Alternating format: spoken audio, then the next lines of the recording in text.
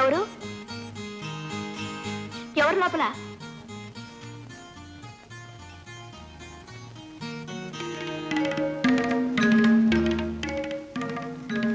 ఎంత అందంగా ఉన్నాయి బొమ్మలు. నిజంగానే ఆ గౌరి ఎదురుగా ఉందా అన్నట్టు గీశాడు. అయితే మాత్రం ఎవరు కనిపిస్తే వాళ్ళ బొమ్మలు గీసేయటవేనా? నా అలాంటి అందగతి బొమ్మ గీయాలి గాని. సత్యం గారు, మీరా? ఏమిటిలా వచ్చారు? ఏ రాకూడదా? ఇదే నీ సొంత ఇల్లా? అవే మాటలమ్మాయి గారు. తెలుగు మాటలే. ఏ అర్థం కావటం లేదా? ఏమే నువ్వేం పెద్ద అందగతిని అనుకుంటున్నావా? బొమ్మలు గీయించుకున్నావు నీ మొహాన్ని. అది కాదమ్మాయి గారు, నేనే అడగలేదు. ఆ బాబే నా బొమ్మలు వేస్తానంటే ఆయనంత సరదా పట్టానికి నువ్వు ఏమిచ్చావు, ఏం చేశావు? అమ్మాయి గారు, అర్థం లేకుండా మాట్లాడకండి. మంచి మనసుతో ఆ బాబు బొమ్మలు వేస్తానంటే నేను సరే అన్నాను. అతను బుద్ధి లేకుండా వేస్తానంటే నువ్వు సిగ్గు లేకుండా సరేనన్నావా? నువ్వేం రంబవా, ఊర్వశివా, లేక నా అంత అందగతివా? ఒకవేళ తను అడిగినా వద్దు బాబు నా బొమ్మలు వేయటం ఏమిటి, కావాలంటే ఈ ఊళ్ళో సంధ్య అనే అందమైన అమ్మాయి ఉంది, ఆ అమ్మాయి బొమ్మలు వేయండి అని చెప్పడం పోయి వంత కాకిలా బొమ్మలకు పోజులు ఇస్తావా? నువ్వే అంత అందగతి అనుకుంటున్నావా? అమ్మాయి గారు ఆపండి, అమ్మాయి గారు మీకు దండం పెడతాను. అమ్మాయి గారు ఆ బొమ్మలు పడలేదు. అమ్మాయి గారు ఆపండి, అమ్మాయి గారు ఆపండి, అమ్మాయి గారు.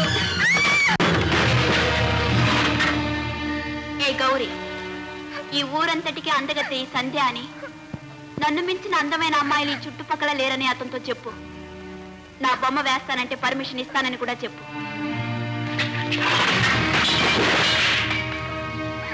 నేను చెప్పేది జాగ్రత్తగా వినండి సేట్స్.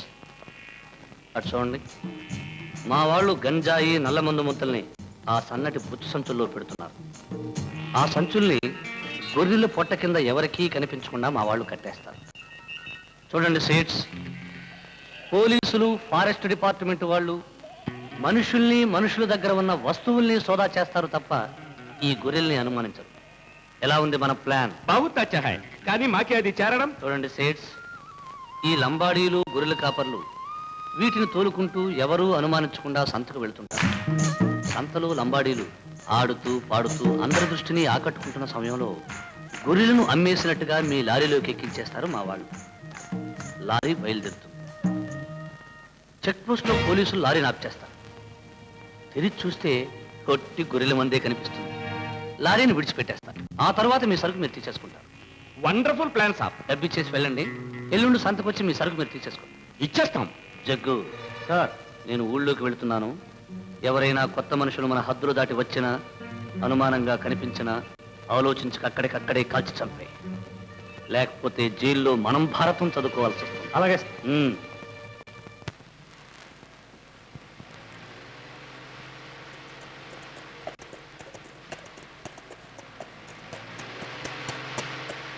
ఏ మిస్టర్, ఎక్కడికి ఉత్సాహంగా ఇటు వెళుతున్నావు?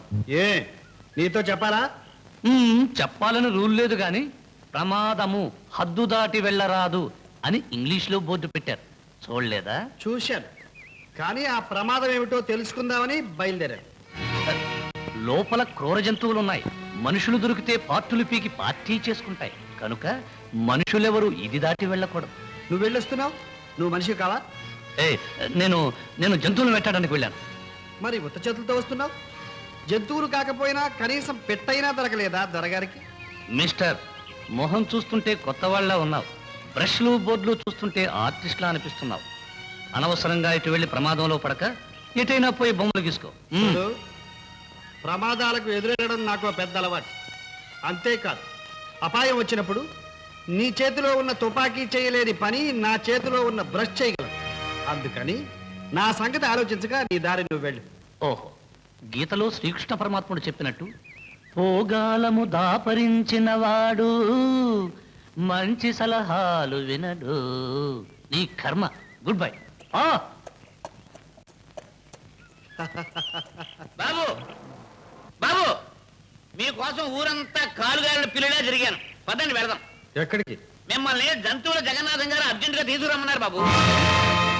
జంతువులు జగన్నాథం అంటే జంతువులను పెంచే పెద్ద మనిషేగా? అంటే ఆయన మీకు తెలుసా బాబు? లేదు, తెలుసుకోవాలనుకుంటున్నాను. అతన్ని గురించి విన్నప్పటి నుంచి ఎప్పుడు కలుద్దామా అనుకుంటున్నాను. రండి. జీప్ ఎక్కండి.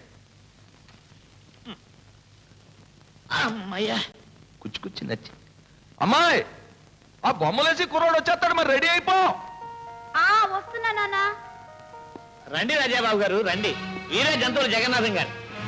మొహం చూస్తుంటేనే తెలుస్తుంది. భలే ఓడివే, కూర్చోవయా కూర్చో. ఏం పని మీద వచ్చావేంటి ఊరు? ఇక్కడ ప్రకృతిలో ఎన్నో రహస్యాలున్నాయి. వాటన్నిటినీ తెలుసుకొని చిత్రాలు గీసి ప్రపంచానికి చూపించాలని. నువ్వు ఎన్నాళ్ళు ఉంటావేటి? వచ్చిన పని పూర్తయ్యే వరకు. ఒంటరిగానే ఉంటున్నావేటి? కొన్ని పనులు చేయడానికి ఒంటరిగానే ఉండాలంటారు. అందుకని. అయ్యా, కాలం కమ్మటి కాఫీ లాంటిది. దాని ప్రశ్నలతో వృధా చేయక వాడుకోవాలి. మీరు తీసుకొచ్చిన పని ఏమిటో చెప్పండి. ఏం లేదు రాజాబాబు, మా అమ్మాయి బొమ్మ అందంగా బ్రహ్మాండంగా గీసేయాలయ్యా.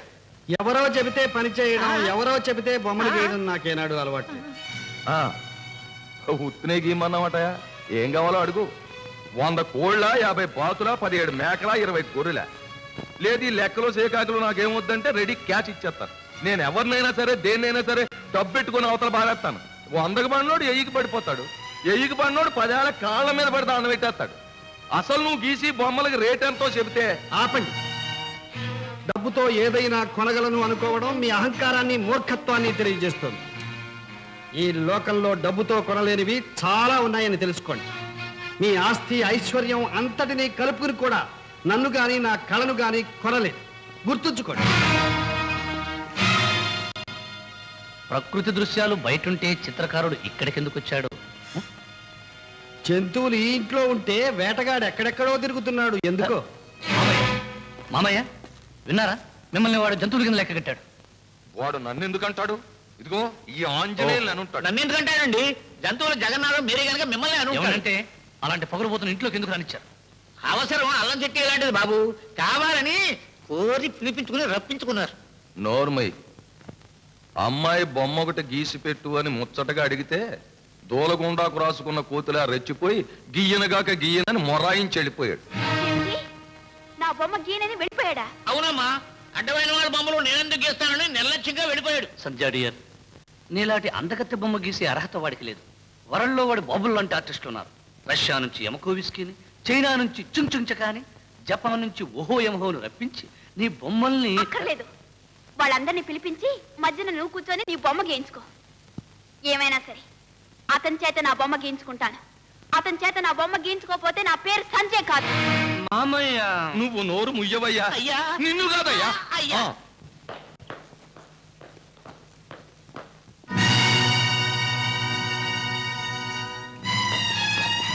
గౌరీ,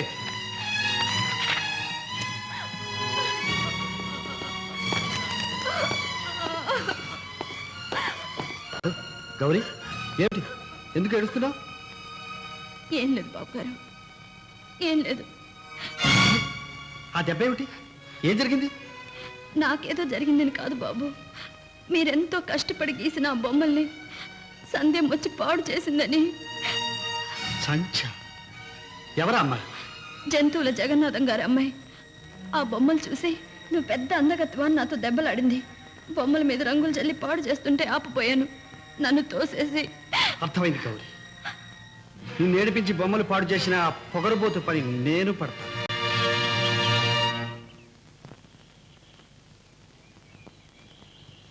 ఏ మిస్టర్, నా పేరు రాజా. నా పేరు సంధ్య. నేను గీసేది సంచని. నేను మాట్లాడేది ఆ సంధి గురించి కాదు. నువ్వు నా బొమ్మ గీయాలి. అందుకు అర్హత ఉండాలి.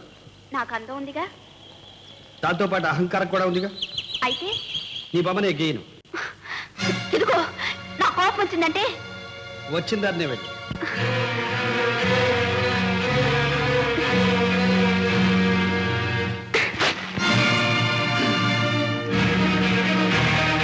నన్నేం చేసినా సహిస్తాను కానీ నా కళను అవమానిస్తే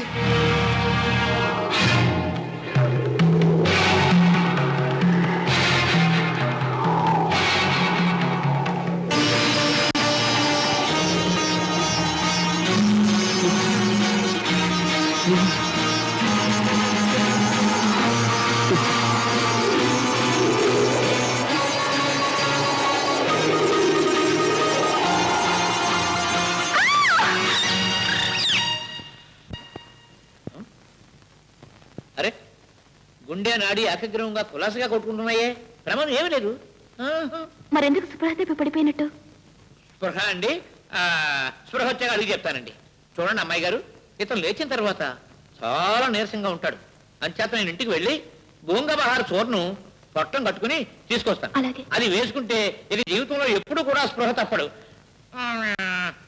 ఏదో మీరు పిలిచారని అవతల 10 రూపాయల పని వదులుకుని వచ్చానమ్మా. అబ్బా 10 రూపాయలు ఏమిటండి, 20 రూపాయలు ఇప్పిస్తాను. ఆ చోరని ఏమిటో త్వరగా తీసుకురండి, నాకు భయంగా ఉంది.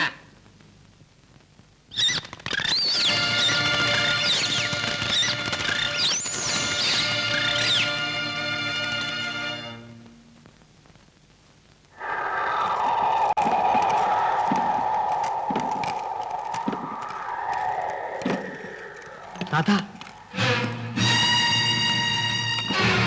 రాధా, నన్ను వదిలి వెళ్ళిపోతున్నావా? నా పేరు రాధ కాదు,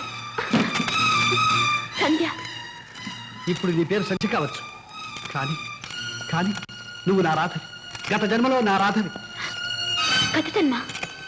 అవును రాధ, గుర్తు తెచ్చుకో. నువ్వు జన్మ జన్మలకి నాతో ఉంటానని మాటిచ్చిన రాధవి, నా రాధవి. ఏమిటి మీరు మాట్లాడేది? నాకే అర్థం కావటం లేదు. అలా అనకు రాధ.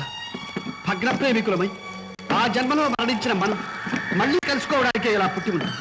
రాధ, చాలా కాలంగా నా కళ్ళ ముందు నీ రూపు కనిపించడం తప్ప నాకు మరేమీ గుర్తులేదు. బహుశా గత జన్మను గుర్తు చేయడానికే ఆ భగవంతుడు నన్ను ఈ ఊరికి నడిపించాడే.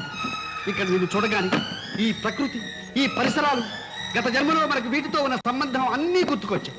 ఆపండి, మీరు చెప్తున్న మాటలు ఏమి నేను నమ్మలేను, నమ్మను. నా మాట నమ్మలేవా? సరే, అందుకు తగిన సాక్ష్యాలు చూపిస్తాను. ఉండు.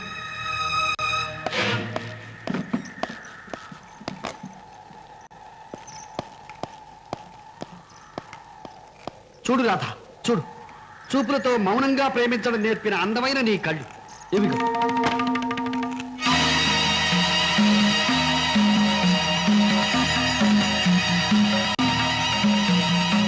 నవ్వులతో నా మనసుకు ఊపిరి పోసిన అపురూపమైన నీ పెదాలు ఇవిగో.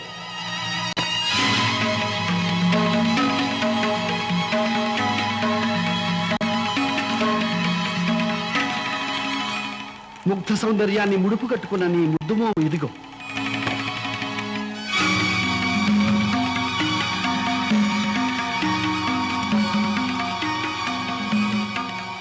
ఇప్పుడైనా నమ్ముతావా నేను చెప్పిన మాటలు?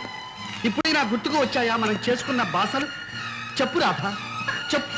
వదలండి, నాకే తెలియటం లేదు, నాకే అర్థం కావటం లేదు. రాధ, రాధ.